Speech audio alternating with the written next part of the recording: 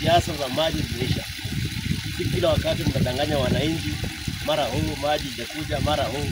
Sasa hii ni nini? Wameshinda kwenda kuendea maji pale, wengine Mungu anaenda kupigana. Wengine wengine sasa wafanye kazi. Sasa ndio tunaleta kazi. Kama tunafanya kazi. Tunafanya hivi kila wote, kila kupendelea, hata wengine kijana ile bajeti kuhakikisha kwamba maji yanawekwa, kuhakikisha kwamba kila mwananchi anapata maji yake. Maana maji ni uhai. It's very basic. Sasa tumeingia ground between now na August. September hapo. Wakati wa kiangazi hakuna mahali utasikia kuna bora linafanya kazi. Katika uongozi wake wa vijana wetu. Umefurahia sana vile tumekewa hii maji. Actually we are really struggling, tulikuwa tunachota maji mbali, but now we are benefiting juu.